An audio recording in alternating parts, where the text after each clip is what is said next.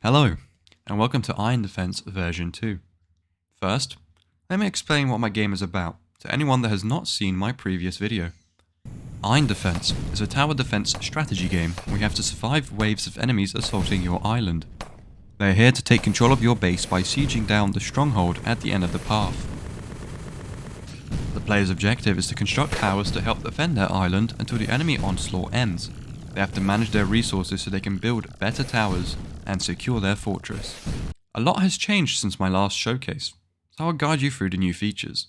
First, and most obvious, the map design has changed. I have moved from the boring square tile layout and have adopted a hexagonal tile pattern.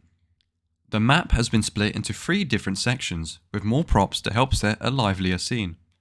The user interface has also had a huge redesign. I have tried to make it less intrusive while still giving the player necessary information and access to even more utility. I think, overall, it has a nicer, cleaner look. A music player interface has also now been implemented into the game. If a player doesn't enjoy the game's soundtrack, they can stop it, mute it, or skip to a song that they like. The sound effects have also been changed. They are now more realistic and higher quality.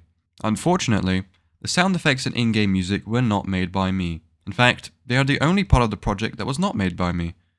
I do, however, own the royalties to use them in my game. An additional resource has now also been added that can be earned by building the 5th tower, the oil extractor. The oil extractor rewards the player with a set amount of oil at the end of every wave. Upgrading the oil extractor increases the amount of oil the player can earn. With this oil, the player unlocks the ability to further upgrade their towers and even build more unique towers such as a flamethrower or railgun. The camera has also been fundamentally changed. In the previous version, you could only move the camera by using WASD. Now, the player can move their camera by pressing down on the middle mouse button and dragging across the screen. They are now also able to rotate their camera to help get a better view of the battlefield. I'd say this is probably one of the most difficult parts of the project to create. This change was actually quite interesting because it exposed me to the use of raycasts in Unity. The raycast takes the previous position of the mouse, compares it to where it is now, and then calculates the movement of the camera.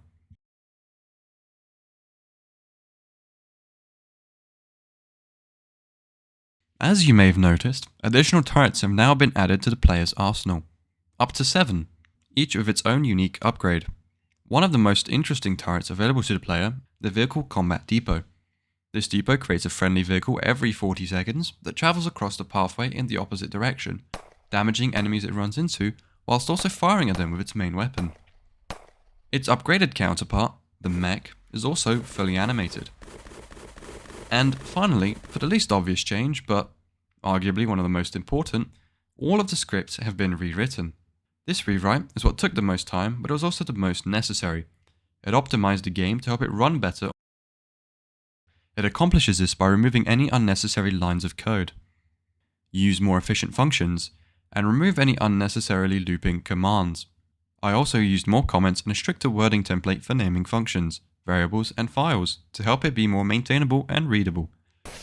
And now, for the 3 questions asked by coolestprojects.org about the project.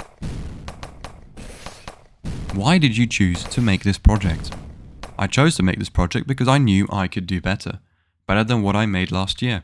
I wanted to improve on what I made previously with the knowledge that I now had about Unity and C#. What did you find difficult while making your project? And how did you work it out? What I found most difficult whilst making my project was staying motivated to get it done. Once I heard the news about being chosen as a judge's favourite, I started planning on how I could make my game even better. I originally hoped to have finished this update by December, but here we are in February. I was finding it difficult to find time for this project, until I decided that needs to change. I created a schedule and got into a routine with healthy habits, and that eventually led me here, finally, to the completion of this update. Is there anything you would do differently or you would like to add if you had more time? Working on this project was a great experience, and I wouldn't change the journey I had while making it. If I would add anything else, yeah, I have a whole list of things I would like to add in my next update.